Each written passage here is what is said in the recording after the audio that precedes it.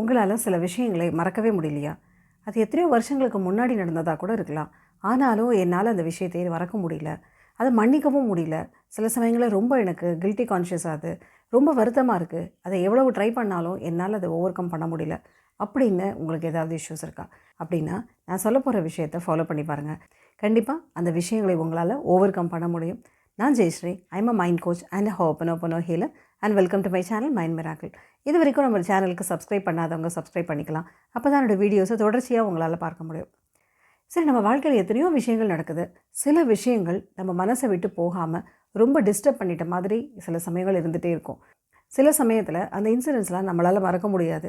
எவ்வளோ கான்ஷியஸாக நம்மளால் ட்ரை பண்ணாலும் நம்மளால் அந்த எமோஷன்ஸ்லேருந்து வெளியில் வர முடியாது. ஸோ அது ஒரு கில்ட்டி கான்ஷியஸாக இருக்கலாம், இல்லை ஒரு ஹேட்டடாக இருக்கலாம், இல்லை ஒரு ஃப்ரஸ்ட்ரேஷனாக இருக்கலாம். ஏதோ ஒரு விதத்தில் நம்ம ஒரு தாழ்வு மனப்பான்மையாக இருக்கலாம், இல்லை எதனால் இப்படி நடந்தது அப்படிங்கிற மாதிரி நம்மளால் அதை அக்செப்ட் பண்ண முடியாததாக இருக்கலாம். ஏதோ ஒரு நெகட்டிவ் இமோஷனோடையே அந்த விஷயங்கள் நம்முடைய மனசில் ஸ்டோர் ஆகிருக்கும். எங்கே ஸ்டோர் ஆகிருக்கும் அப்படின்னா நம்முடைய ஆழ் மனதில் ஸ்டோர் ஆகிருக்கும். ஸோ எப்போல்லாம் அந்த விஷயங்கள் உங்களுடைய மனசுக்கு ஞாபகம் வருதோ அதோடு ரிலேட் ஆகிருக்கிற அத்தனை உணர்வுகளும் உங்களுடைய மனசுக்கு வர ஆரம்பிக்கும். ஸோ அன்றைக்கி எப்படி ஃபீல் பண்ணிங்களோ கிட்டத்தட்ட அதே அளவுக்கு ஒரு வருத்தமோ சோகமோ ஒரு கில்ட்டி கான்ஷியஸோ ஏதோ ஒன்று திருப்பி மனசுக்குள்ளார வந்துக்கிட்டே இருக்கும். நீங்கள் எவ்வளோ ட்ரை பண்ணாலும் அதிலிருந்து உங்களால் ரிலீவ் ஆகவே முடிஞ்சிருக்காது. ஸோ இந்த மாதிரியான விஷயங்களை மறக்கணும் அப்படின்னு நினச்சிங்கன்னா நான் சொல்ல போகிற 3 ஸ்டெப்பை ஃபாலோ பண்ணுங்கள். நம்பர் 1 என்ன அப்படின்னா அக்செப்டன்ஸ். சில விஷயங்கள் நம்ம வாழ்க்கையில் நடந்துருச்சு, அதை தவிர்க்க முடியாதது அப்படிங்கிற மாதிரி அதை அக்செப்ட் பண்ணிக்கலாம். ஏன்னா நடந்தது தான், அதை நம்மளால் மாற்ற முடியாது அப்படிங்கிற அந்த அக்செப்டன்ஸை நம்ம கொண்டு வந்துக்கலாம். ஸோ எப்போல்லாம் அந்த மாதிரி விஷயங்கள் ஞாபகம் வருதோ மனசுக்குள்ளே அதை அக்செப்ட் பண்ணிக்கோங்க. ஓகே, அது நம்ம வாழ்க்கையில் நடந்தது தான், அதை என்னால் மாற்ற முடியாது அப்படிங்கிற மாதிரி. Because it is in your past. So அதை எந்த காலத்துலேயும் அதை மாற்ற முடியாது. ஸோ ஃபஸ்ட்டு நம்மளுக்கு தேவை அக்செப்டன்ஸ். ரெண்டாவது என்ன அப்படின்னு சொன்னால், அந்த விஷயத்தில் எப்பப்பெல்லாம் அந்த மாதிரியான உணர்வுகள் எதிர்மறை உணர்வுகள் வருதோ அதை நினச்சி நீங்கள் அதை ரிலீஸ் பண்ணுறதுக்கு ஹோப்பனோபோனோ மெடிடேஷனை ப்ராக்டிஸ் பண்ணலாம். அதில் இருக்கிற 4 ஃப்ரேசஸ் சொல்கிறப்போ உங்கள் மனசுலேருந்து அந்த உணர்வுகள் வெளியில் போகிறதா கற்பனை பண்ணிக்கோங்க. அதை விஷுவலைஸ் பண்ணுங்கள்.